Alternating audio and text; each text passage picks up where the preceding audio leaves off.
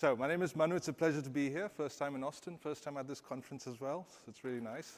Thank you. Thank you. I'm going to talk a little bit about productive failure. So I used to be a high school math teacher. I taught for 5 years, grades 11 and 12. And my teaching philosophy used to be really simple. You don't know something, I'm about to teach you a new concept. Let me explain it to you as clearly as possible. Let me give you lots of examples. Let me give you explanations. Structure it very logically. My students even said I was a bit engaging as well. So, so that part was all right. Except when you looked at student understanding after the lectures, they could do everything that I covered in the lecture, but you changed slightly, and they were as though they didn't learn anything at all.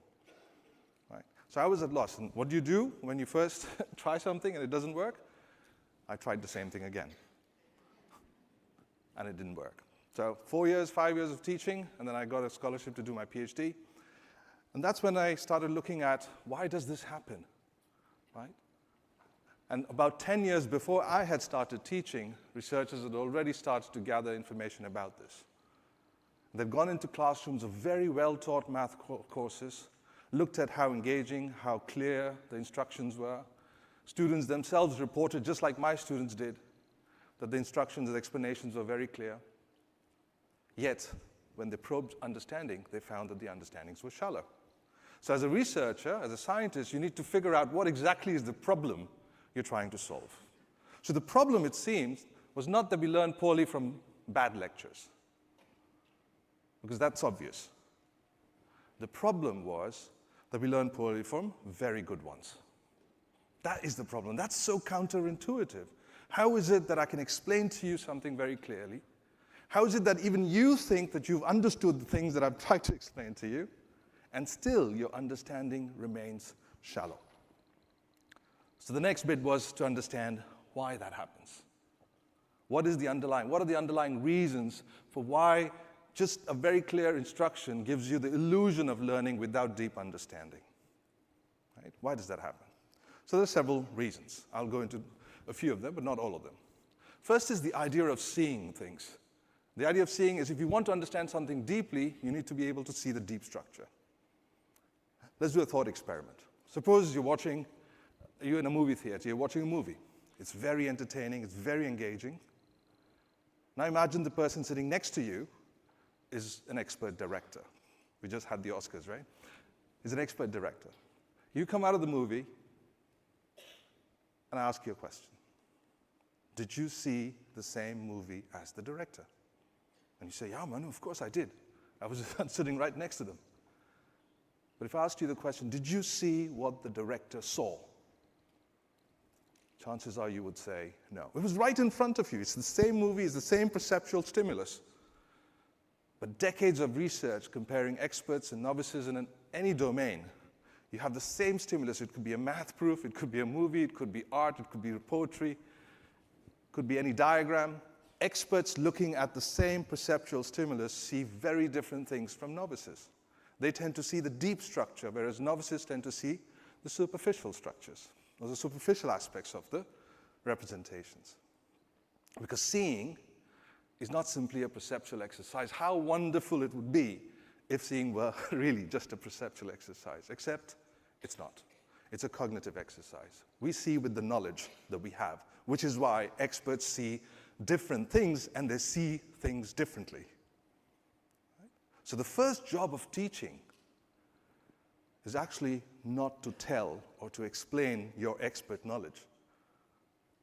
The first job of teaching is to prepare the novice to see. What you have, your expertise, your knowledge is really important, but first job is to really prepare the novice to see things. If you can solve the problem of seeing, I think you take a big step towards learning deeply. How do we do that? We'll get to that. Next is a problem of understanding. Okay, so I can prepare you to see things that I want you to see so that you can understand them deeply. You still have to encode them. You still have to integrate them into your knowledge. And that again, is a very hard problem to solve, especially for a novice. So again, let's do a test. I'm going to give you a test. I'm going to give you about 8 or 9 statements about who did what. Somebody did something, and your job this morning is to remember each one of those 9 statements, because I'm going to, like a teacher, test you right after. Are you ready? All right.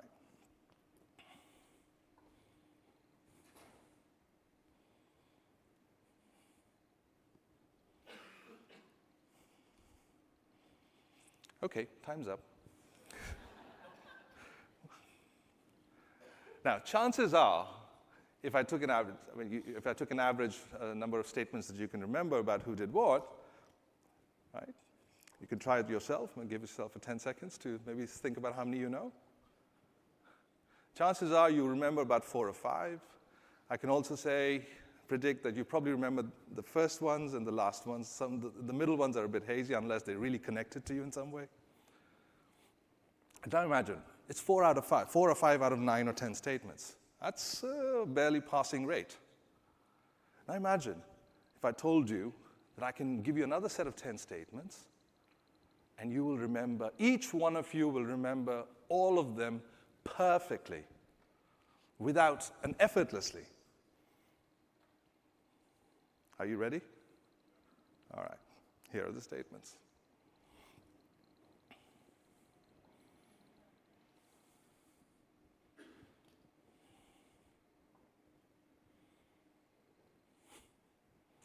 Time's up. So, how about that? I'm sure everybody remembers each one of those statements. Now, this is a trivial toy example. The little trick that I did was to use what I think you know so that I can activate that knowledge, and suddenly you went from 50%, everybody went to 100%. And so this is really the idea behind understanding as well. You're seeing things. If you're able to see that thing and connect it to your prior knowledge, then the processing becomes effortless. And a big part of teaching is to know what your students know. And if you can activate what they know, then the thing that you're trying to teach them, the incoming information, gets a lot easier to process, right? So seeing and understanding, those are the 2 things. Those are real causes that we need to solve for. There's a third one, and this is the idea of transfer. We don't just want our students to learn something in class or schools, and then we also want them to be able to apply it, to use it in novel contexts. And transfer is the holy grail of education. So imagine here you want to study carpentry. You go to the shed, but your master says, no, wait a minute. For carpentry, you need to learn mathematics. You need number systems, geometry. Go and take some math classes, do that, and then come to the carpentry shed. And while you're there, learn some physics as well, because, dynamics, mechanics, and so on and so forth are also very important. And some chemistry, because you're going to be dealing with different kinds of materials. Learn all of that. And then you come to the shed. Except that's not what happens. You learn carpentry in the practice of carpentry. You learn everything there is about math, physics, chemistry that is relevant to that context in the context itself. And this is a fundamental idea of knowledge as well. The knowledge is situated. It's situated in the context of your learning, in what you're doing. And by doing, I mean all different kinds of doings. Just thinking is a doing. Like watching a movie is a doing. Talking to each other is doing. Problem solving is a doing. Building things are doing. Working together is a doing. So you can learn the same knowledge in different practices, in different kinds of contexts. And the idea here is that whatever you're doing, knowledge gets situated in that. And the reason transfer is hard, because the practices within which we learn certain things are very different from the practices within which we need to use them. And if there can be an overlap, transfer is easy. This is what I call the home advantage effect. I mean, athletics and sports is very clear, right? You train at your home grounds, you have the same crowd, you know the stadium, everything is familiar, and all your training goes into that sort of context. You're still the same football player or a basketball player, but you're training within a context, and you encode the context into your training, into your capabilities. And that's why on home grounds, on home turf, teams tend to perform better than on away grounds, right? So that's the home advantage effect. So how can we create the home advantage effect when you're trying to learn in school? That's the question. So here are the 3 problems that we then need to solve. The problem that we learn, we seem to think that we learn, but we actually learn very badly from even very good lectures. And these are the 3 problems. The problem of seeing, the problem of understanding, and the problem of transfer. Okay? If you can solve these 3 problems, we're good. So let's see what research generally has to say about how do we solve these problems. So I'm going to go through some of the basic ideas before we get to productive failure and how productive failure solves it. So you've all heard of Vygotsky and the zone of proximal development, right? Everybody here should know that. This is an EDU conference, so I presume you know that, right? So the idea is there are some things we cannot do at all.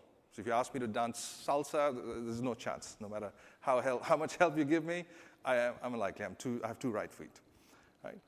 But there are some things that we can do unaided. These are the things that you already know. This is currently my set of capabilities and skills and knowledge.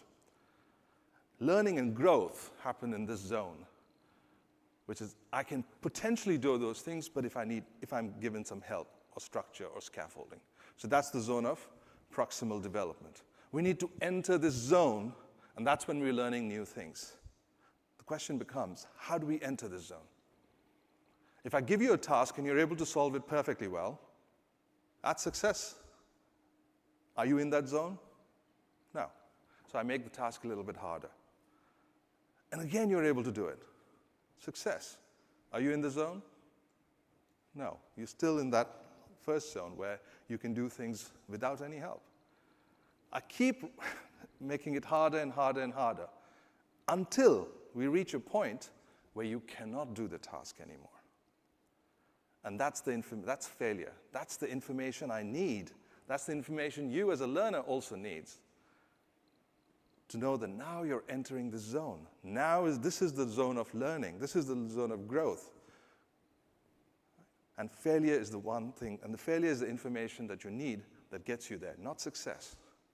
So at the very heart of what we do to support learners, scaffolding, you need failure as the information. You need to design tasks and activities that tell you the limit, what the learner can do, and then what they can't. So failure is necessary. Not only that, there's also a question of how much guidance. Okay, you failed to do the task. I know you enter the zone. How much help do you need? And as teachers, we tend to be very well-meaning, right? You don't know something, let me just tell you a lot of things. Let me give you a lot of help. But from a cognitive standpoint, that's not very good. The idea of help is I must get away as a teacher with the least amount of help. So suppose you child learning to walk. You see them get up and then they fall. What do you do as an adult? You can actually pick them up and bring them all the way to where they want to go. They're walking. You can hold one hand and walk with them. Or you can give them a pinky and see whether they take that. These are all different kinds of help. Which one is scaffolding?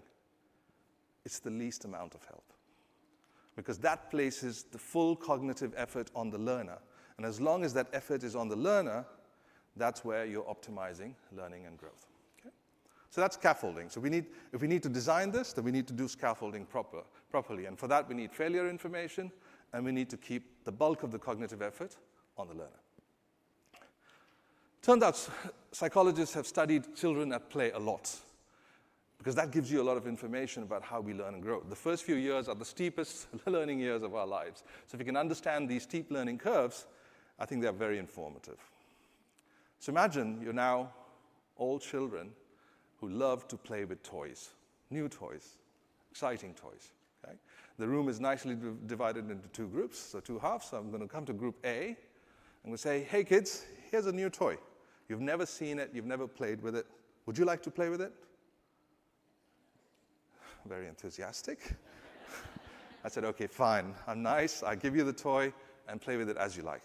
And I observe how you play. And then I come to group B and say, hey kids, here's a new toy. You've never seen it, you've never played with it. Would you like to play with it? Yeah. Much more enthusiastic. Please learn the next time a question is asked. And I say, but wait, you have never seen it. You never played with it. Let me show you how to play with it. Watch it learn, everybody. And then I show you how to play with it. You can do this, you can do that. This is how it works, etc., etc., etc. Now I give you the toy. Play as you like. And I observe. Who do you think would spend more time with this toy? Who do you think will invent strategies to figure out how the toy works, in spite of their lack of enthusiasm? Wouldn't that be wonderful in the classroom? And that's exactly what happens. That's exactly what studies show, that a certain amount of ambiguity, uncertainty, is actually very powerful for learning. This group had more knowledge.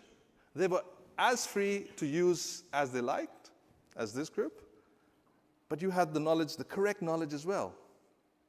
Yet, you were less creative or inventive with this toy. Think about that. How do we teach in schools? A or B? Maybe a combination. But the thought experiment is instructive. Right? Then there's this idea of generation effect. I mean, this is the idea, okay, why can't I just tell you something? Why can't you just receive things passively? Why must I get you to do something? Right? And so there are lots of studies and experiments on memory and how we tend to remember things. And this is called the generation effect. And the idea is simple. Suppose I want you to remember word pairs. Okay? In this case, you have the word, the stem is rapid, and I want you to think of a word. But I'm going to be nice to you. I'm going to tell you that this word is a synonym of rapid.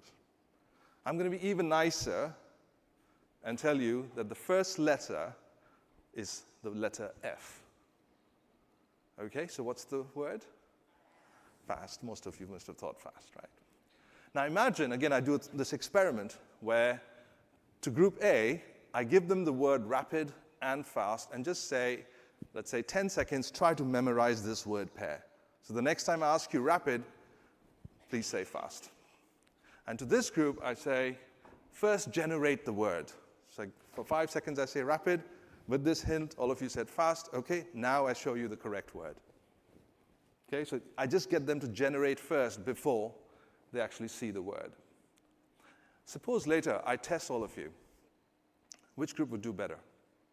The ones who were just given the word to memorize, or the ones who first had to generate it and then saw the word? Yeah, this time group B, right? So, and that's exactly what experiments show. It means that receiving information passively is not as powerful for memory as if I get you to generate that memory, to construct that memory. But then you might say, but this is just, I mean, at least this is successful generation. You know, you're cleverly structuring the entire memory experiment to make me succeed at generating the right answer. But that's not failure, that's success. That's a successful generation. So generation helps as long as it is successful. Or maybe not. So experiments have been done. And this is how I want you to, you're going to meet lots of people at this conference. And the usual standard of introducing yourself to somebody would be, hi, my name is Manu, you are, and you'll say, my name is so-and-so. I don't want you to do that. If you want to remember the people, or if you want to increase the probability of remembering people, I want you to go up to people and say, make a random guess. Hi, madam, are you Anita? Please tell me your name. Sorry? Jennifer, right? And you can do the same to me, but you know my name, but you can, right? The point here of a failed generation effect is I can go and make a random guess about your name and get corrected, and I'm more likely to remember Jennifer than if Jennifer had just told me, I am Jennifer. That's the idea of a failed generation. So it pays off not just to generate a memory or generate an answer, but actually it pays off to, if it's a failure, it's even more powerful. Okay? So think about that. And that's why pre-testing works a lot. The pre-testing effect is really an example of this trend. But this is all still about memory. What about higher level cognitions like problem solving and so on? So people have studied tutoring situations, the impulse-driven learning effect. So Kurt Van Len and colleagues studied tutors teaching tutees. Right? The tutees try to solve a problem, and the tutor is sitting next to them, trying to help them, trying to explain how to solve the problem. And they found out that when the tutee is not stuck, that means tutee is still trying to solve the problem and they're proceeding with that process, if a tutor were to give an explanation at a point where the tutee was not stuck, the explanation had no effect on learning. It is only when that explanation, the same explanation, was given at a time where the tutee was stuck, that's when it led to learning.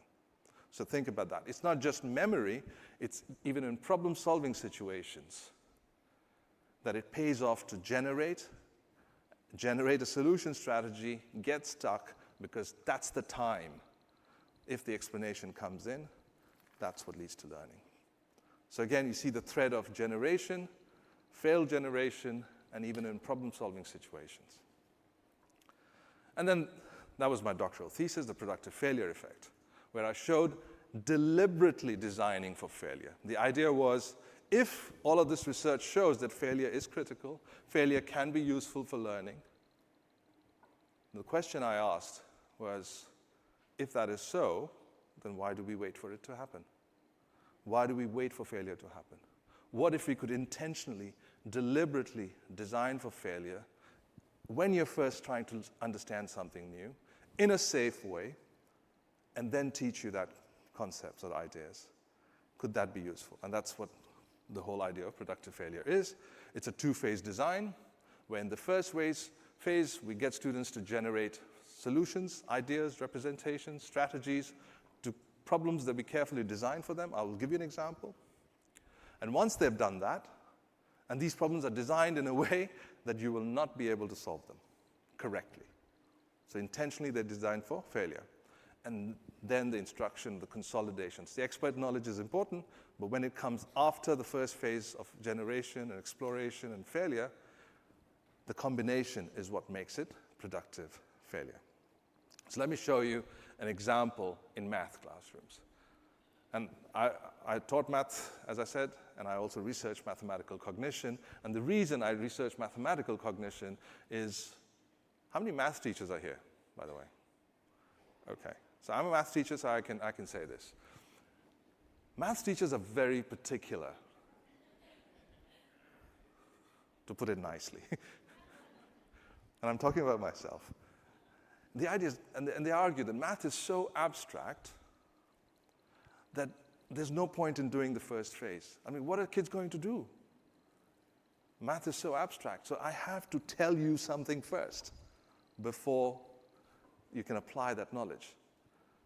And I wanted to create a proof of concept for productive failure in the most abstract domain, mathematics. Because in other domains where you can design things, you can be more creative, I think it's easier to apply these principles. But to really show a strong proof of concept, my initial work was entirely in mathematics, right? So let me show you an example in math classrooms. So these are grade 9, 8 or 9 students, depending on which part of the world you're in. This is the concept of standard deviation, which I'm sure you're familiar with, how much variation there is in the data, right? Students have never learned this concept till now, so this is the first day they're going to learn this concept. We give them some data on football strikers, which here means soccer, right? In my world, where I come from, it's still football. And the correct answer is football. Suppose I give data to students and say, calculate the standard deviation of the strikers. How many goals they've scored. What would students do? I've not heard of this concept. I don't know what you're talking about. It'll be a blank. Now suppose with the same data, I ask them this question. Invent as many ways of deciding who's the most consistent striker of the 3 strikers. So there's no mathematical language, there's no technical formalism here. Just invent as many ways of deciding who's the most consistent striker. What do you think students who've never learned this concept, how would they try to approach this problem? What would they do? Not a rhetorical question. Just shout out, if you're a novice, you've never learned this concept, what would you do with this data? And you have to decide who's the most consistent striker. What would you do? Sorry? Smallest to largest, so order them. What else? Take averages.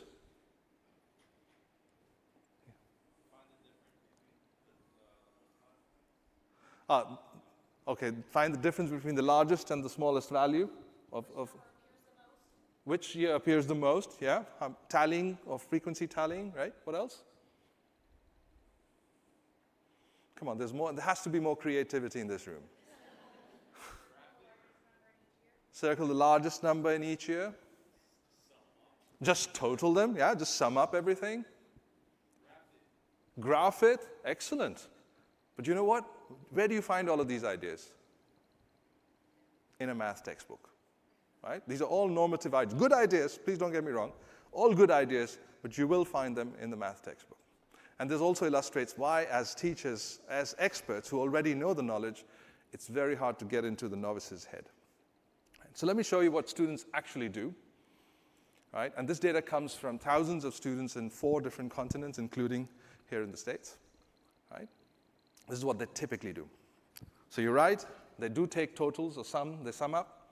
They do take averages. Some of them know medians and modes. They do calculate that.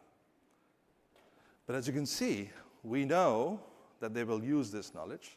So we've kept this problem. We've designed the numbers in a way that invites them to use the knowledge, but the problem is not solvable by that. So the totals are the same, averages are the same. Okay? They do frequency tallying, and when you ask students, what's happening here? They say, oh, I can see that the third player is really either very good or very bad, not very consistent, and the one in the middle is more bunched up, so maybe that's the most consistent. Again, very intuitive feel about the problem. Some of them are drawing polygons and box plots if they've learned that. Graphing, this is another very intuitive solution. And you ask students, what's going on here? They say, oh, if it goes up and down a lot, then it's more inconsistent. And if it doesn't, then it's more consistent. I say, okay, that's a good feel of the problem. You're behaving like group A children who are just getting a feel with the toy, without being shown how the toy works. Good. Can you be like mathematicians, be more precise, mathematize it, and so on? So they get on with that. They use your method, the largest minus the smallest value. We again know they're going to use that. It's very intuitive, so we keep it invariant. We keep it the same. And that's really the evil part of productive failure. Right? You know what but that's also a very strong cognitive mechanism. You need to know what your students will use, and then you invite that, and you make the problem not solvable by that, so they then have to think of something else. There is something very strong cognitively going on when you design activities in using these principles. And then creative stuff also starts to happen. Here's a solution where students just let me take the difference from one year to the next. Let me just add up all these fluctuations or differences, and then higher this value, the more inconsistent. Others start to recognize that, we can see very large positive and negative fluctuations, and they tend to cancel each other out. That's not fair. So let's ignore the signs. Let's just take the magnitude of the fluctuation, and let's maybe even take an average of this entire fluctuation. And you get a different answer, by the way. Right? And then there are other students who've got other ideas. And this is the idea the student said, well, imagine, when we were pushing them to mathematize their graphs, they said, imagine I could hold the ends of the graph. Now imagine I could extend the graph into a rope. If I could somehow calculate the length of this rope, that would be a measure of inconsistency. So I don't know if you can see this at the bottom of the screen. They've divided the graph into right-angle triangles, and they've calculated using Pythagoras' theorem, a squared plus b squared equals c squared. They've calculated all the hypotenuses, added them up, and you get the 3 answers, the 3 rope lengths. Think about that. To this day, I've never bothered to check if the computation is correct. Why? Because the mathematics is not in the computation. The mathematics is in the play of imagination. It's in the creativity. And this is what happens if you design it well and give students 20, 30, 40 minutes, however little time you have, to just play. In a very, it's not open play, it's not discovery, no. It's a very well-structured, curated play that allows students to generate these problems, these solutions and ideas, but the problem is designed in a way that they will not be able to get to the correct answer. Nor is that the expectation anyway. Okay? The question then is, does this work? Is there any benefit, before I teach a new concept or an idea to students, is there any benefit of preceding that with this 20, 30, 40 minutes of exercise? And that's an empirical question, so we test it. So we design experiments, we design controlled experiments. That's the part of my being the scientist. That's what we do. We do controlled experiments, classroom-based experiments, where we compare direct instruction with productive failure. Direct instruction is simply the idea, it's instruction followed by problem solving. That's what I did with kids here, right? Group B. I said, new toy, let me first show you how to play with it, then you play with it. Whereas productive failure is not exactly group A. The productive failure is, I let you play with it in a constrained way, and then I teach you. Okay? Just think of that. So it's a neat experiment, and there are hundreds of these experiments now. And the basic effects that we get are that if you look at just basic understanding, can you solve problems that were covered during the class? Both methods are actually very high in developing that very quickly. So on your standardized tests, for example, for the better part of your standardized test, there would be no difference between productive failure and direct instruction.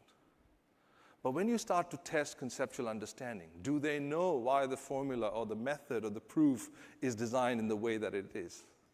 Why does it work? If I give you a faulty solution, can you debug it? And so on. That's where the effects of productive failure start to really come out. And the transfer. The transfer is the idea, can you take what you know and apply it to solve novel problems? Problems that you haven't even seen, problems that require even more advanced concepts in mathematics. That's where the effects are the largest. And ultimately, that's what we want in learning, in teaching and learning. The effects on understanding and transfer without compromising your basic fluency, your basic foundational knowledge. And you can say, well, this is just your work, or are there other people also doing this? So it's a good thing about science, that science proceeds one failure at a time. What do I mean? So when I first created this, the seminal work came out in 2008. Right? When I first came out with this paper, people did not say, oh, okay, from now on, let's forget direct instruction, let's do productive failure. Scientists are also a bit evil. Their first impulse, like mine, when I see something new, oh, let me replicate this. Let me try to prove you wrong. Because you have a dominant theory, let me try to prove you wrong. So they tried, they replicate the experiment. Now imagine if that replication experiment failed to prove me wrong. They find the same pattern of effects. Then another lab tests the same thing, they find the same pattern effects.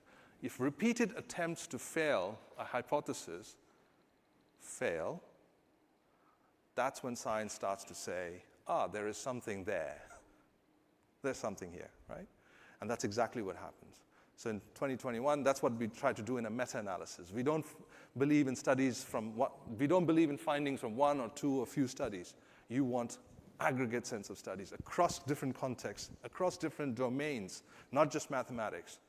You want to aggregate all of these effects when productive failure is being compared with direct instruction and say, on average, what are we seeing here? And that's this meta-analysis. We had over 160 experimental comparisons, and we found that on average, there was an effect in favor of productive failure over direct instruction. And if you could carry productive failure with high fidelity, because it is, after all, a design challenge. You need to be able to design and implement productive failure in the classroom, which is not an easy thing to do. But if you can do it really well, true to the principles, then the productive failure effect is even larger. And that's what the idea of fidelity really is. When we carry out productive failure, you have to design for it. And what does it mean? You have to design the activity. Some of you, as you were trying to solve the problem in statistics, maybe you already started to see there's some aspects of this problem that are very peculiar. I will go into that in a bit. Right? So you don't give any hard problem.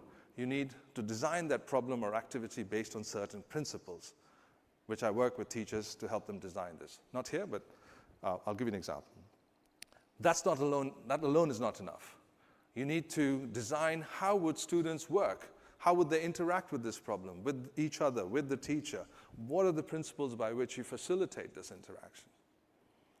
And finally, education or teaching is a cultural activity. You need to reset the norms and expectations in the classroom. Typically, when we go into the classrooms, the expectations are, I need to be able to learn this correctly, I need to be able to solve a problem correctly. Everybody's trying to get in that mode. In productive failure, we shift those norms. We say, well, I'm going to give you a challenging activity. It will feel as though you will be able to do something with it. Don't worry about getting the right answers. Don't even worry about getting it wrong. In fact, that's the expectation. I just want you to try and generate as many ideas, as many as possible, without worrying about getting it right or wrong. That's success. Generate as much as possible. Invent as many ideas as possible. That is, so you're renorming what's the success in this phase of learning. And if you can do all of these three things well, that's when productive failure becomes very powerful. Right? So let me just give you a sense of what the activity design looks like. So just the activity that I showed you. Because if I'm going to talk to a teacher and say, well, design a productive failure problem, the teacher would say, what? What do I do? Where do I start? Okay? So here are some things that I would engage the teacher with. Can you design a problem that has an intuitive hook? So the language itself has to be very intuitive. If you go down the technical, the formalism route, it's not going to work. Make it as intuitive, as non-technical as possible, still in the same ballpark of the concept that you're trying to teach them. Can you create an affective draw? If your kids love soccer or football or basketball, can you create an affective draw that draws students into the problem? Can you engage students in generation? The idea is get them to generate a solution, not just study or evaluate something. Don't give them notes to study. Get them to generate an idea or represent it, just like you generated the word pair, just like these students generated the multiple solutions. Engage them in design and problem solving. If the problem that you design only has one correct answer, that's not a good productive failure problem. You need to design a problem which admits multiple representations, multiple solutions, multiple ideas, right? Sorry. Never teach with one case, have multiple cases. So contrasting cases are very important. I didn't give you just one football player and the goals that they scored. I gave you multiple, at least two. And contrasts are really powerful because it's hard to see. It's the problem of seeing. It's hard to see things when you only have one example. It's only when you can compare two things. That's when you start to see things. What are similar, what are differences?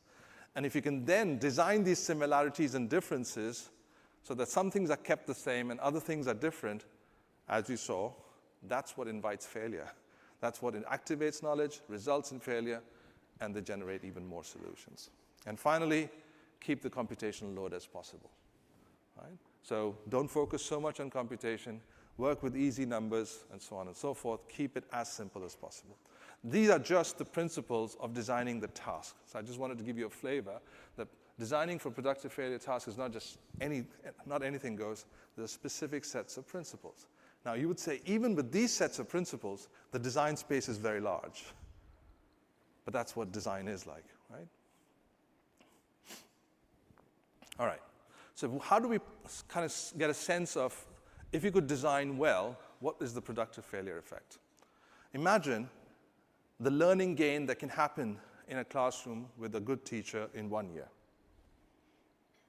Right? Let's call it 1 unit. What our meta-analysis shows is that the average effect of productive failure is twice that. And if you can do it really well, true to fidelity, then it can go up to 3 times. So we're not talking about incremental effects.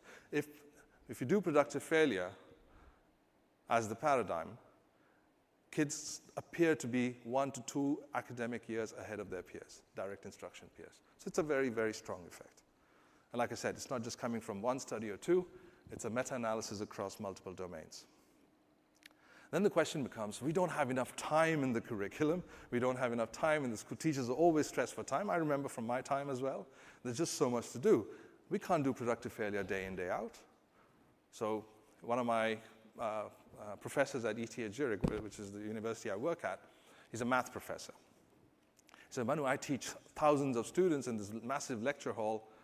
How can I use productive failure? It's a year-long course, and I follow this, similar, a very typical method, which is you have lectures, and then you have tutorials, lectures, and tutorials.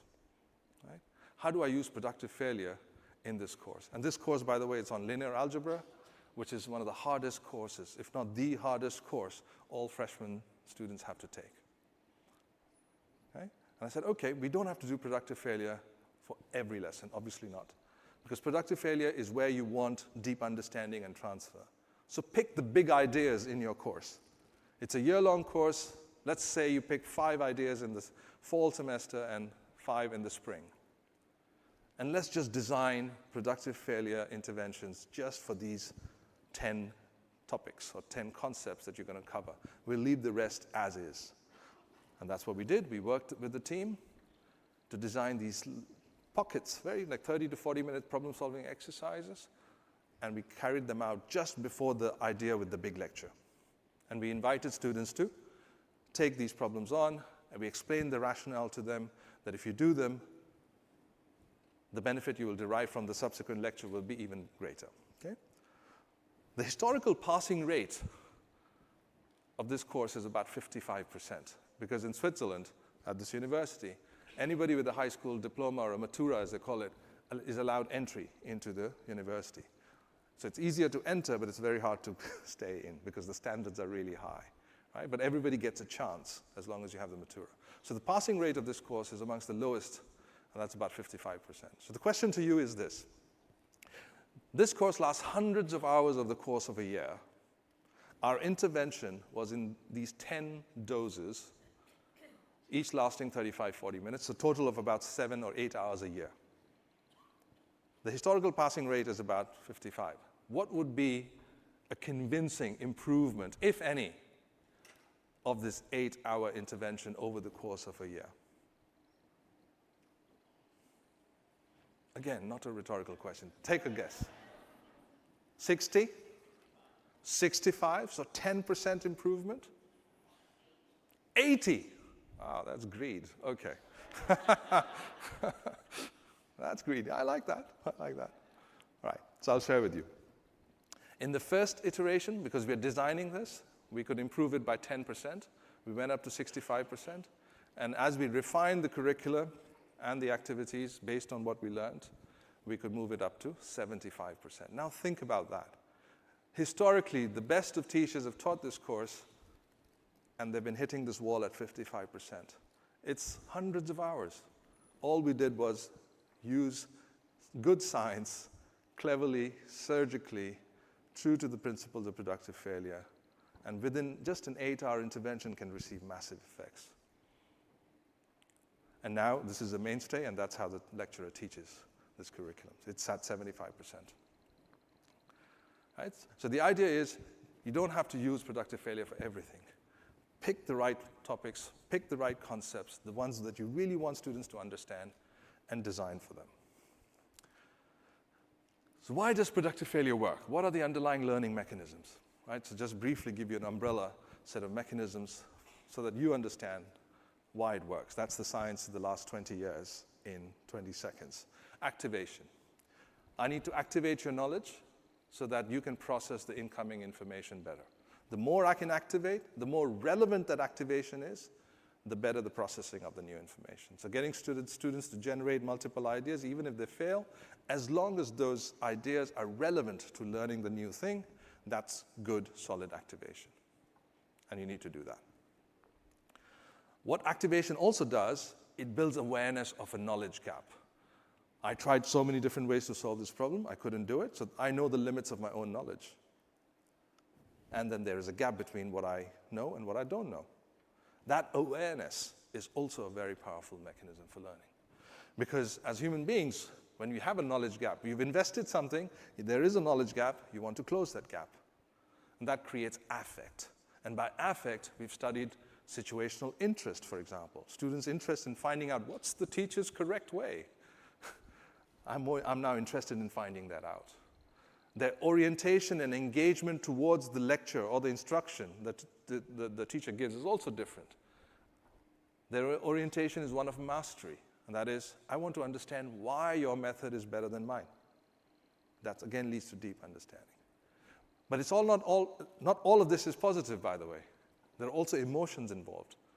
If you engage students in these exercises, they get frustrated, they can get anxious, they can feel positive emotions, but also negative emotions. And we've studied this roller coaster of affect. And we find that not all positive emotions are positively associated with learning, and not all negative emotions are bad. In fact, some level of anxiety, some level of stress, some level of frustration, some level of, even shame, as long as it's done in this safe space where you clearly communicate to students the expectations, are actually very powerful for learning. So affect is this big beast that we're still trying to understand, and it plays a very huge it's a very huge mechanism for learning, right? So imagine the child's knowledge has been activated, they're aware of a knowledge gap, and there is a strong affective boost that they get.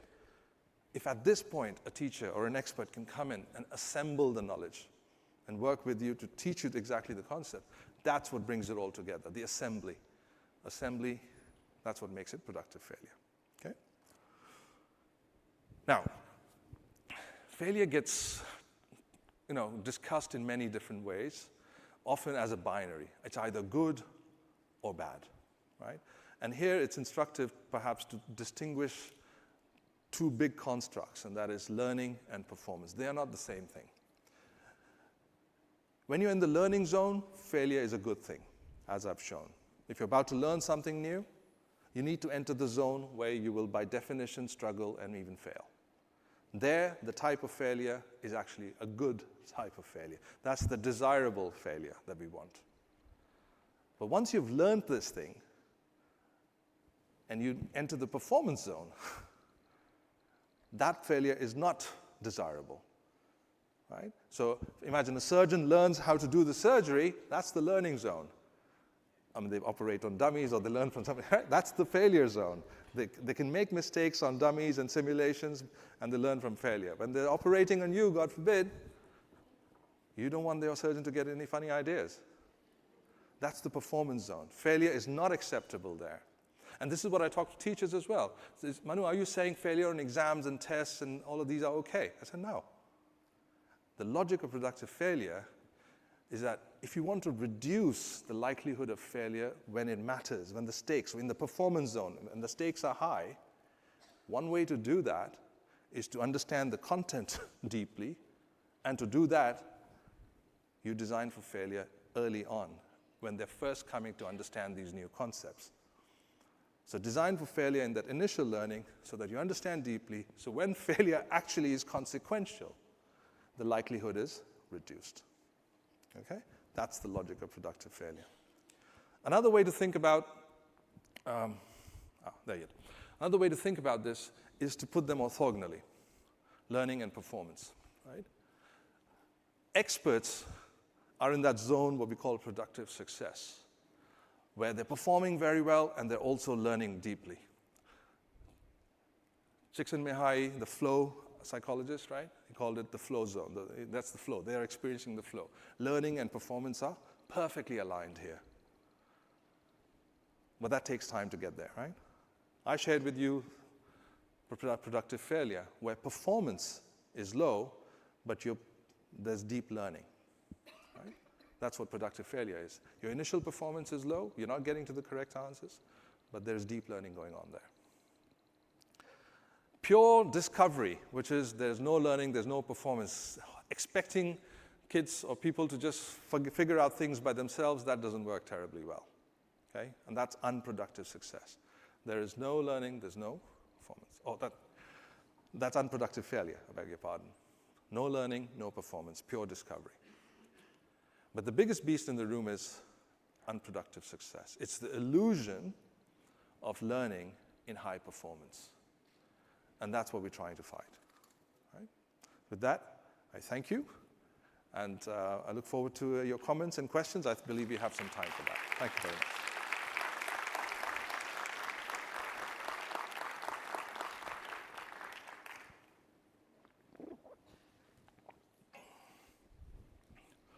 So let's see. There's often a first step in designing productive failure that facilitators often miss, knowing the learners pre-testing. Could you talk about this? Yes, that's the first step. You need to know what your learners know, but not just what they have studied before. So that's kind of retrospective testing. What are the prerequisites that you need to know?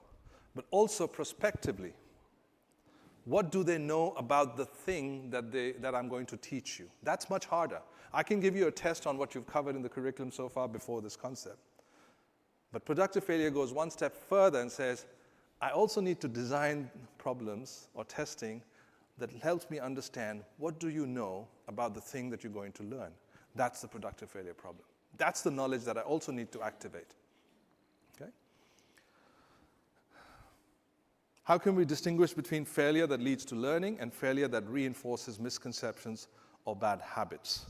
So again, we are only talking about failure in the initial learning of a concept or an idea or some knowledge. Right? And we found that the likelihood of misconceptions and errors are actually reduced if you allow them to surface and you engage them. And that's where assembly by the expert or the teacher becomes very important. Without that refutation, without that correction, without that engagement with the learner's ideas, failure remains unproductive, right? So a big part of that assembly process or the consolidation is that you need to engage with what the student has produced and figure out why it works, why it does not work, and then teach them the correct. And that's how you reduce the failure effect, or the misconceptions effect. Okay, let's go on. What role does gender play in how learners respond to and learn from failure? That's a great question. So gender, it's too big a question. You know, we know that there are gender effects in learning, in achievement, especially in mathematics. And part of the reason why these effects come about is because the prior knowledge of, or the incoming knowledge of students is not taken actively into consideration. So I've worked in classrooms where students were not performing very well, so low-performing students, both boys and girls, and I compared them with, students who are high-performing students in high-performing schools. When we give both of them productive failure interventions, an interesting thing happens. In the first phase, when you look at the kinds of ideas, the solutions and strategies they produce, they actually look very similar than what you would expect given their incoming differences. And the reason is simple. I am trying to access their intuitive, informal ways of thinking and reasoning, on which they are very similar as opposed to their formal ways of thinking and reasoning. In fact, anthropological studies, not just in gender, but this informal way of thinking and reasoning, the intuitive ways of reasoning, has been studied with street kids doing mathematics. They found that street kids can do really complicated mathematical operations. But if you ask them in the formal way, they're completely lost. Right? And the vice versa. Formal schooling gives you those mathematical knowledge, but if you have to apply them in these novel contexts, it also doesn't work. So there's a power to intuitive, informal ways of thinking and reasoning. And back to the question on gender, if you can activate that, we can start to reduce the gap. How do you introduce productive failure without damaging learners' confidence levels, especially in a failure-averse culture like ours? I've never been in a country or a context that says that, oh, ours is a failure-loving culture, right? Everybody thinks, that theirs is a failure-averse culture. And the reason failure gets a bad rep It's because we give it a bad rep. Right? Again, the way to do this is to separate the kinds of failures that we want and when we want from the kinds of failures that we do not want. That's the first step, because people get afraid. Right? I was working with the government where we were trying to scale productive failure into the curriculum, and the Minister of Education was there, and one of the senior directors of his team said, Manu, why do you want to call it productive failure? Why failure? Can you call it something else, something more positive? I said, and immediately the minister intervened and said, no. We want to call it productive failure because that's precisely the point. We are renorming what failure is. This is the kind of failure. We want to send this signal to our schools, to our teachers, to our children, that there's a particular kind of failure, if designed well, in a safe way, can be productive. That is the point. So the big idea here is you alleviate the damage possibility by having a very clear set of expectations and norms and signaling and maintaining them. And over time, people adjust to it. In my university, where I teach, I run a course on the science of learning from failure. Because we assume learners know what deep learning looks like. They don't. But when you engage them in the processes, when you share with them the science that this is what deep learning looks like, this is what the science says about deep learning, that you need to struggle, you need to fail a little bit, they start to understand. And then they say, oh, but my professors are not teaching me that way. So that's how you alleviate this problem. Okay. I think we may have time for one more question. What do you think that states and school systems should prioritize given this research? I think the teachers' training, teachers' professional development, bringing the science of learning into your teacher training programs, designing the kinds of professional development systems that allow and afford teachers these opportunities, and give them the runway to develop these skill sets and abilities. When I work with schools where the principal wants, please show me that this works. You're free to carry out productive failure intervention, but I need to see that it works the very first time. It doesn't work. Teachers themselves need a runway to design, to develop, to implement it, to test, and then refine these designs. And this typically takes almost 6 months to a year. But that's professional development. Once you start to develop that, once you invest in that, that's when the effects start to really show. All right? I think we will stop right here because time is running out. So thank you very much once again for engaging. Thank you.